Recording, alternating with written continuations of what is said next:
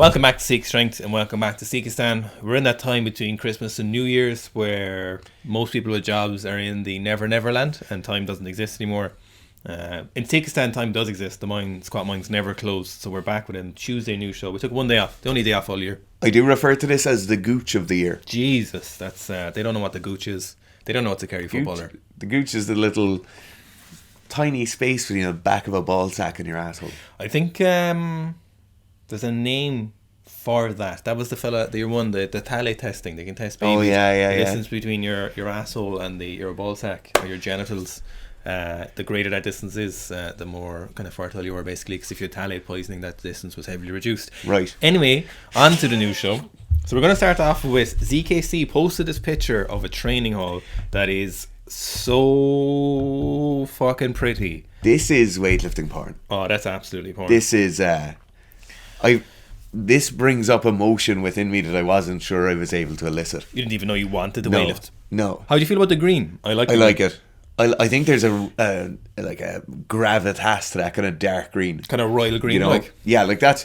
If you have an old Jaguar, it should be painted that colour. Now, they didn't say where this is for. Yeah. No one seems to know. ZKC Sports, as with most barbell companies that aren't Rogue, don't seem to be able to communicate with people efficiently via social media. So we're just left with this kind of OnlyFans barbell, only barbells kind of thing, of just an immaculate platform, a competition platform as well at the top. So nobody knows where this is. It could be Saudi Arabia's new place. I know they had green on their last place. There's green on their flag as well, and they're investing in weightlifting. I would have guessed one of the provincial areas in China. Yeah. Because of those squat racks with the sprung spotter bars. Yes. See those there? Like, yeah. That's the only reason I think China looking at this. Very nice. So much money gone into that. If anyone knows where that is, I'd be very interested to know. But if not, moving on. So Artyom Antropov is here. So I actually asked Artyom in one of his stories what his best lifts were, and he said 173, 225, and this is at 225 he posted. I might actually ask Artyom, does he have any other videos of stuff that we haven't seen before? Maybe we could do a video on it. So maybe that clean is just so nice. Absolutely. Just to consider that's 225 kilos, and it's also the heaviest clean and jerk he's ever done. Yes. And it looks that good. But see, his technique isn't that great, but he gets away with it for a 281 front squat. 100%, yeah. So he's a 281 front squat, but he's also super athletic and he can use it, you know? So yeah. That clean is unreproducible. That is not a clean to look at and go, I'm going to try that. Certainly the width on the grip should never ever be tried to be reproduced. How can that even work? Yeah, it doesn't. He's such an anomaly of mixture of like power, speed and front squat strength that it's almost mind-blowing. But this is... you can get away with a lot when you can front squat more than 280 kilos. You can get away with a few things. You can rob banks, you can jerk 225 like this. Pew, pew, pew. And of course, obviously, his jerk then is going to be immaculate with a 281 front squat. And he does his front squats where he holds the full grip. So the transfer he gets is even an extra order of magnitude more. So I'm going to ask him if he could send us the 173 and we might have it for next week's news show. But 173 doesn't seem quite right. There's something wrong. There's just something wrong there. There's something. No, there is something wrong. Why is it not 175? Now, moving on. So Lasha, Dr. Georgie, Lasha's PR man, posted two different 260 clean and jerks prior to Rio last year. Now, Lasha recently spoke about him having some heart issues and having to lose weight. So obviously we'd wish Lasha all the best and hopefully he's okay. He's given us enough. Yeah. Maybe it's time for Lasha to take some Lasha time. Yeah, he's certainly given the sport of weightlifting a lot. Oh. So this first 260 is good. Yeah. Well, it's 260. It's always going to be good, no matter how it goes overhead. Yeah. But this 260 in the white t-shirt is criminal. The clean on this is insanity. Yeah, this is the most athletic his cleans have ever looked. This is definitely... How can somebody that heavy and that big make it look that nice? Jesus, so how can he move something that heavy as well? Yeah. That 260 is sickening. That jerk even looked faster. Yeah. Even the girth of his arms here. Yeah. I want to see this again. The girth, not the girth of his arms. Here we go again. Look, that's crazy. Oh my god. But he looks like he could do 270 with that, looking at the 260. Yeah. So in recent times, the bottom of Lasha's jerk dip, for me, there's just always a kind of wince, you know. It never quite looks smooth or doesn't look perfect. The bottom of his jerk dip here looks very, very nice. Like, as I said, I saw to Anton, I think I said this last week, maybe he didn't, that Lasha is, everything hurts. Like, Yeah. his knees hurt, his Yeah, hips yeah, hurt. He needs a break, needs a longer break than he's taken, but he doesn't really take any time off. And this is, from what Anton was saying, it's kind of personally driven as much as the coaches and the team. He wants to push himself as much, but that's when you need to be like, he doesn't need to compete till the Worlds next year. No. I know it's not that much of a time, but he needs like 6 months to a year of no training. Like we saw Lou do, we saw Ilya do it routinely, and it benefited Ilya a huge amount. Yeah. Just you see it across all other sports as well, Yeah. Like the funny thing for me, when you see lifts like this and they look, so that looks easy, right? It looks like a pedestrian effort, and people are like, 275 soon, Yeah. 280 soon. No, my God. And you're like, the distance is so utterly vast when the weights are this big. It's just crazy to think like, someone's just thinking in their head like 10% of this is 26 kilos. Yes. Like it's more than an extra red plate. It is. It's crazy. Squats 585 pounds, which is 265 kilos. Absolutely buries it. Walks it out of the squat rack. Walks out of the squat rack. Walks over to a bench. Puts it down on the bench, and you're like, oh, that's pretty impressive. He squatted that, now he's kind of walking away with it. That's impressive. And you're putting down the bench, and you're thinking to yourself, geez, no, he's never gonna bench that as well as he. Well, yes, he does. I could not believe it. The fall back onto the bench here that's the biggest risk in that whole. Yeah. Besides picking off 260 or 270 kilos, that drop down. I assume this is real. I have to assume. I assume so. I can't. I hate to be that person, but this is 265 kilos, and just nail the bench is so easy. God. It's too easy. This is like, The bench looks better than the squat. it doesn't even make any sense. No. It's actually mind blowing that this is. I don't even know his real name, but wait. It's insanity. Unfortunately, deadlift got cut out. Technical difficulty, so I assume he went to deadlift it. But the squat and the bench thing is the craziest part. Yeah. This is one of the most impressive strength things I've seen in a long time. Yeah. Walking heavy weights like that around the place is so difficult. Yes. It really, really is. Besides the benching, like the benching is just insanity. Thanks for whoever tagged us in that. Yeah. As we mentioned, really appreciate people tag us in different things. So then we have Graciano Rubio, who's a financial advisor, hence the Wall Street weightlifter. A lot of people have tagged us in his stuff recently. Yeah. 3 weeks ago, he pressed 365 pounds, which is 365... 165 kilos from the rack. Incredible. People know we like big strict presses, so it's a weak spot. He definitely is a very, very, very, very strong individual. I think he owns a CrossFit gym or something along those lines. I've seen loads of his stuff pop up on Instagram over the last few months. 159 kilo snatcher, a very, very strong dude. There's a video of him doing a SOTS press with like 130 kilos, which is absolutely insane. If he was weightlifting exclusively, he would have to have some moniker of a fridge. Surely the financial fridge. The financial fridge, yeah. Yeah, he's certainly short enough and dense enough laterally. Yeah. To be, surely. The quad mass is just insane. His calves are as wide as his quads, though, which is the mental part. It is ludicrous. And a really slender waist. Super slender. Yeah? Yeah. The density of everything is incredible here. I've heard a lot of people being called a ball of muscle. But this man is a ball of muscle. Now moving on, we've got Zebulon Drake squatting 395 kilos. For some reason he got one red light, but this to me looks like he buried it for powerlifting. 390 kilos, moving super fast. I don't know what that one red light was. I have no idea either. I can't imagine. For me, like the squat on this is incredibly impressive. Like so fast, so powerful. Yeah. We always say, like, as we brought up earlier in the show today, people are like, oh, when the bar moves that fast, there could be another 15 kilos there, and it certainly looks like that. But that's just not how heavy squats go, unfortunately. I love how powerlifters in America, or powerlifting camps, they always have the American flag. Yeah. Is that a legal requirement, maybe? So the 390, isn't it amazing how far powerlifting has come in the last few years?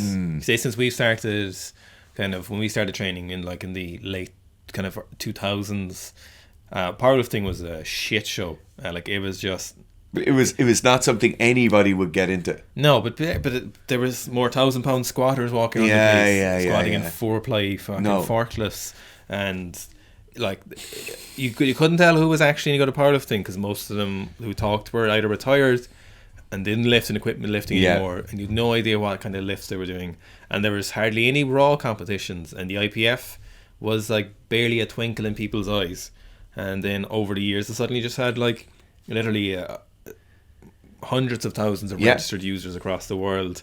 Well, for now it does seem to be on a little bit of a down run again, but it, you know, the amount of strong people just doing stuff in competition, and that's one group. The really strong elite lifters have gotten so much better. The other group is like the amateur level lifters have just swelled massively. Like there's more people now who kind of just go to the gym who are squatting 180 or 200 kilos who just lift a bit of weights. You know, like do an out powerlifting competition every so often. It's insane. So last week you might remember that we had Shane Hunt doing 700 pounds for 11, and he went for 785 for a set of, he did a set of 8, but the plates fell off. This week we've got TRT Larry Wheels doing wheels. Why did I say it like that? Wheels? They're on Cool Whip. Cool Whip. Cool. Cool? No, Cool Whip.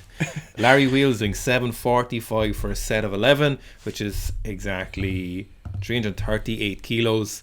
Larry, people love kind of commenting shit on the TRT things. He's just documenting what he's doing. Like, he's being really open about the stuff he's doing. But it's being really fair as well. Yeah. When Larry was on crazy cycles and blasting everything, Larry used to put up videos saying what he was taking. Granted, some of them got taken down for different reasons. Yes. But he's just being open here. Yeah. And now people are like, oh, that's bullshit, you know? Yeah, like, cause he's saying it's like 2 weeks to TRT testing or whatever, you know? And he's literally documenting, he's saying, I used to take a load of drugs, now I'm going to just do TRT for a while and I'm going to see what I can lifting. He's not saying this is what I would have lifted natural. He's not saying I've lost all the benefits. He's not saying that TRT is making him the same as a natural person. He's just saying this is a max he's doing while only taking TRT. He's not making any claims, and it's weird how people just get like annoyed. You can't please people. No. You just can't please some people. I'm very interested in seeing what he's going to hit. Absolutely. Yeah. And as well, you've got a lot of fake natties in the comments of this video. Yeah. Joe, like, nobody's saying anything about them. No. But also, Larry is coming into this. Like, it's so interesting to see someone coming in with such a high level of performance. Like, massive squat, massive deadlift, massive pressing. And then what happens to someone like him? Obviously, it's not applicable for the normal person, but it is. It's super interesting. Like even talking about competition, like the fine TRT dosaging and whatever you're on, I bet it's a lot more than 90. I think he said he's on like 120 a week or something. People just find it hard to believe that like he can maintain that much with TRT given his previous use, but also just how much of a freak he is and how hard he trains. Like his full-time job is training, like and he's one of the freakiest people to be alive. Why could he not, like, what? Yeah, you just can't please some people, like, and it's always fucking losers who comment that shit as well. Yeah, imagine if he was natural, he'd have my respect. What are you talking about? Why would someone comment? Why are you watching his videos firstly, and then why do you choose to comment on his video? Yeah, I do not understand that. Yeah, he's squatting 300 for 5. Surely he gets your respect for squatting 300 for 5 kilos. Yeah, 300 kilos for 5. Definitely not IPF depth, but well. Yeah, it's like, okay. Jesus. What depth do you squat 305 kilos to? Yeah, you're nailing it, are you? Yeah. Now, lastly, we're on... So, there's a clip I saw of Joe Rogan, so for our combat sports section, Joe Rogan hitting the pads, and I think we're actually going to need some sound for this because it's important to hear. Bye, as we address technical difficulties. Honestly, mate, when he fucking kicked me, it shook my skull. It was that heavy. He has got some nasty power. He's only just a little bit taller than me. He's only around 5'7", 5'8", but he's a little unit. He's about 90 kilo, I think. So when you're only that short and that stocky, he's solid and he's got a lot of power. Does this give you the graw for your old taekwondo days?